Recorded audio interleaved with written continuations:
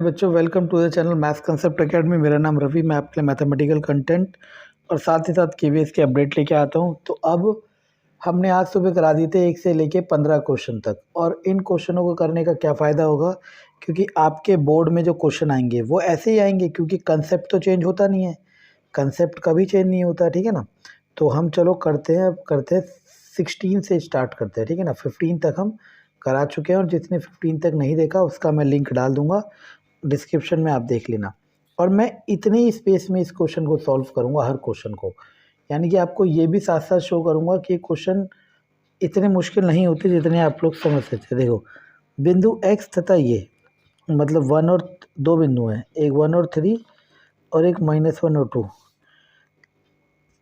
क्या लिखा है? The coordinate of the point x axis equi distance from, now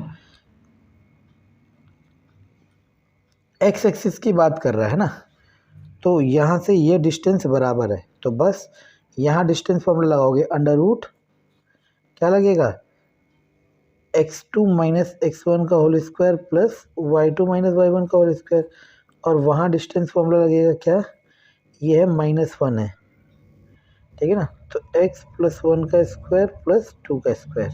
और दोनों डिस्टेंस क्या दे रखी है, बराबर। क्या दे रखी है, बराबर। बराबर दे रखी है तो मैंने इक्वल कर दिया, स्क्वायर रूट से स्क्वायर रूट कट गया। तो सॉल्व करके क्या आएगा, देखो, x माइनस 1 का स्क्वायर प्लस 3 का 9, x प्लस 1 का स्क्वायर 2 का 4।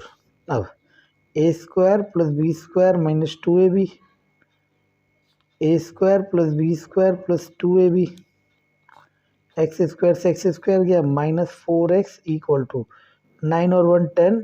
चलो 1 से 1 काट दो, उधर जाएगा तो कितना हो जाएगा, -5। तो x इक्वल टू 5/4। ये रहा आंसर। समझे? ऐसा तो नहीं है मैंने कुछ अलग किया, बस मैं यही सिखा रहा हूँ कि अगर आप बेसिक कंसेप्ट फॉलो करते हो तो आपको कुछ भी मुश्किल नहीं लगेगी, ठीक है ना।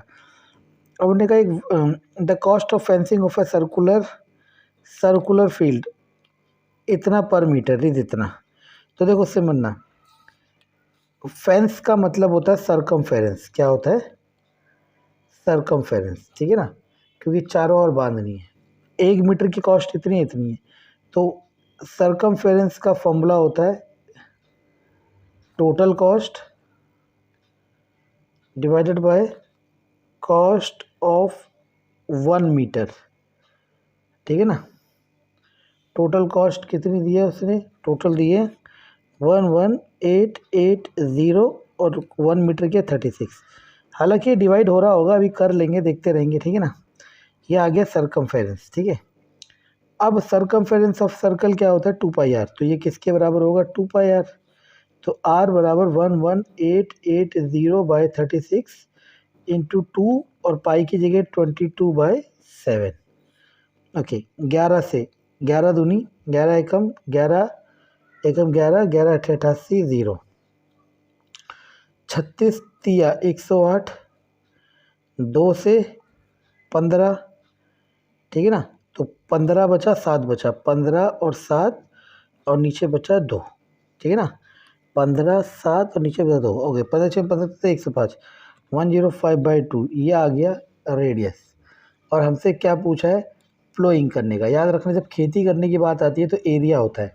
एरिया ऑफ सर्कल किसके बराबर होता है बच्चों, πr²। किसके बराबर होता है, πr²। पाई की जगह 22/7, आर की जगह 105/2, 105/2। और कॉस्ट दे रखी है तो इसे कॉस्ट से मल्टीप्लाई कर दोगे। अब 7 से काटो, 7 1 जा 7, 7 5 जा 35, 2 से 11, 2 से 0.30। अब देखो, मैं जानबूझ के कैलकुलेशन नहीं कर रहा हूँ ताकि आपको समझ आए कि कैलकुलेशन इतनी हार्ड नहीं है जितनी आपको लग रही है। 11 और 15 165 गुणा, इसे 3 से करोगे तो कितना होगा, 3 5 15, 1 3। तो पॉइंट आ जाएगा 2 प्लेस पहले, 3.15, ठीक है ना, 3.15, ठीक है। 1 मिनट, 11 पंजे 65, 15 15, 1 6 5 6 1, ओके। ये हो गया है ना, 2 से काटा तो दिया 6.30, ओके ना। 3 से इसे 105 से 3 से मल्टीप्लाई किया, ओके ना। पॉइंट एक प्लेस पहले 31.5, क्या आ जाएगा 31.5।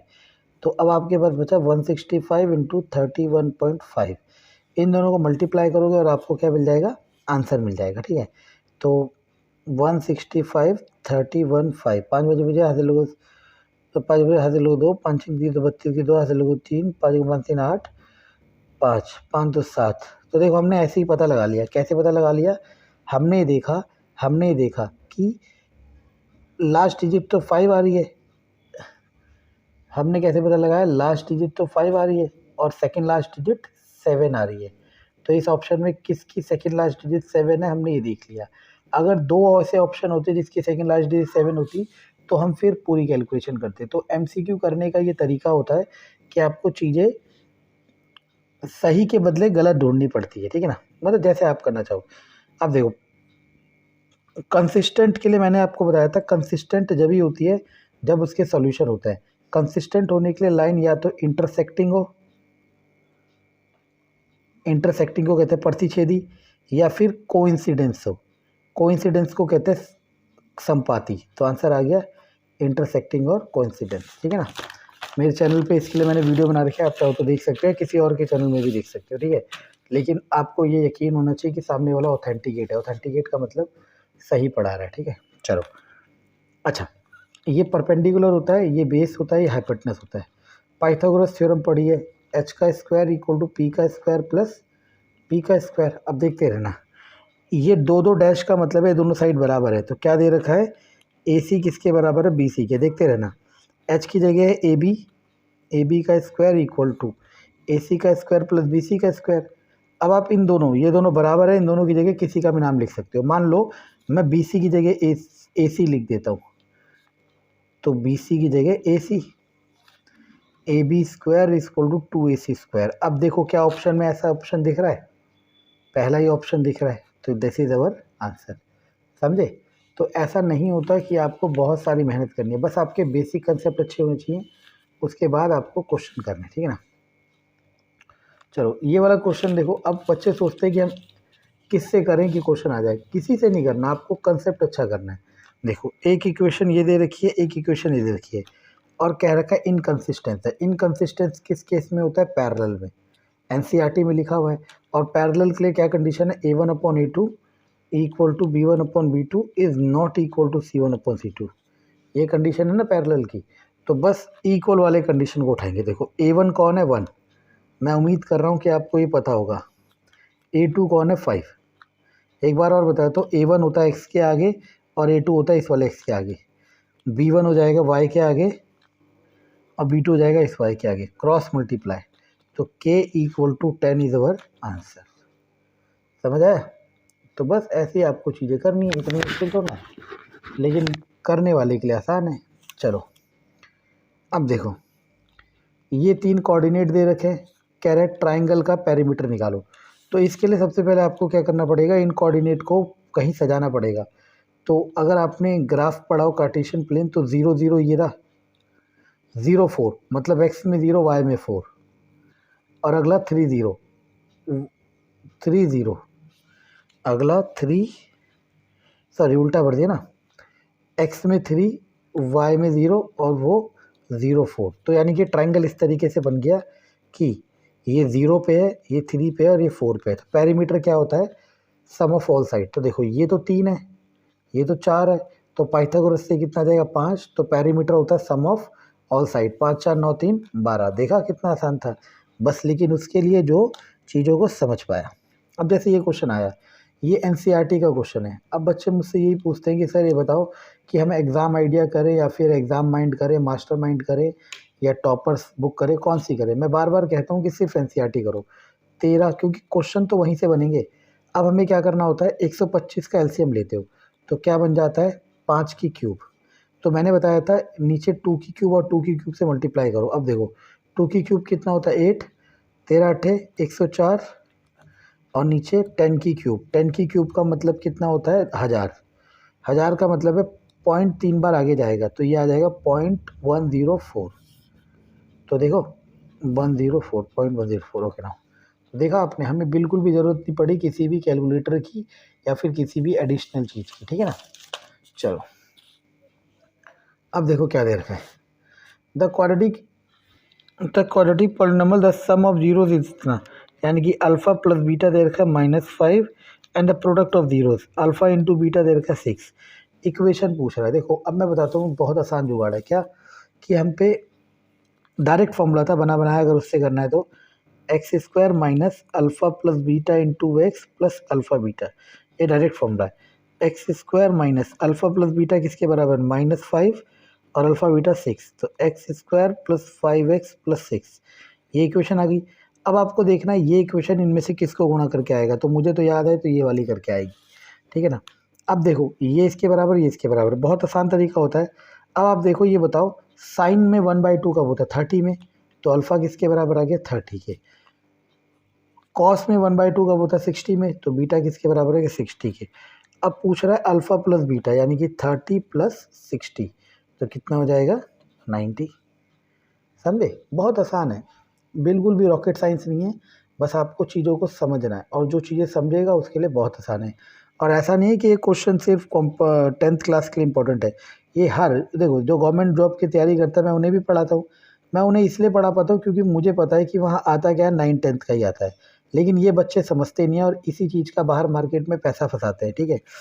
Arc of a circle of length इतना, सेक्टर बाउंड एरिया इतना, तो देखो ये आर्क जो है इसकी लेंथ है 5 पाई और इसका जो एरिया है वो है 20 पाई, और पूछ रहा है रेडियस बताओ, क्या बताओ, रेडियस बताओ। अब देखो मैं आपको एक जुगाड़, मतलब जुगाड़ के कंसेप्ट बताता हूँ, यहाँ करता हूँ, सुनना। एरिया ऑफ सेक्टर क्या होता है, एरिया ऑफ सेक्टर होता है θ/360 इंटू पाई आर स्क्वायर। और आपको पता है आर्क लेंथ का फॉर्मूला क्या होता है, आर्क लेंथ का फॉर्मूला होता है θ/360 इंटू 2 पाई आर। अगर मैं दोनों को डिवाइड कर देता हूँ, इससे ही कटेगा, पाई से पाई जाएगा, एक आर से एक आर जाएगा, तो एरिया अपॉन आर्क बराबर हो जाएगा किसके, देखते रहना, एरिया अपॉन आर्क बराबर हो जाएगा किसके, r/2 के। हम लोगों ने ये याद कर रखा है और बहुत बच्चों ने भी याद कर रखा है। अब आप पे डिपेंड करता है कि आप याद करना चाहते हो समझते हो। एरिया कितना दिया था क्वेश्चन में, 20 पाई, आर्क लेंथ कितनी दी थी, 5 पाई r/2, इससे जाएगा 4, 4 दूनी 8, तो r बराबर 8 सेंटीमीटर। अब एक चीज़ सोचो, अब देखने वाले के लिए तो एक नई चीज़ बन गई, लेकिन ये नई चीज़ नहीं है, ये पुरानी चीज़ है, बस समझने वाले के ऊपर है, ठीक है ना। अब आते हैं 26वें क्वेश्चन में। कह रहा है कि अ card is selected from 52 cards, the probability of being a red card bearing multiple of 3। 3 के मल्टीपल कितने होते हैं, 3 होता है, 6 होता है, 9 होता है, यही होता है ना। अब देखते रहना, अभी आपको पता है 3 के 4 कार्ड होते हैं, 6 के भी 4 कार्ड होते हैं, 9 के भी 4 कार्ड होते हैं, ये हमने पढ़ा है, हर किसी के 4-4 कार्ड होते हैं। टोटल कितने कार्ड हो गए, 12। लेकिन जब भी मैंने कहा था अगर वो रेड और ब्लैक की बात करें तो आधे आधे कर दोगे, तो 6 तो रेड के होंगे, 6 ब्लैक के, तो रेड वाले कितने होंगे, 6, और टोटल होते हैं 52, तो 3/26, दिस इज अवर आंसर, ठीक है ना। तो ये मैंने 26 तक करा दिए, ठीक है। पसंद आए तो शेयर करो ताकि मैं और अच्छा कर सकूँ। Thank you.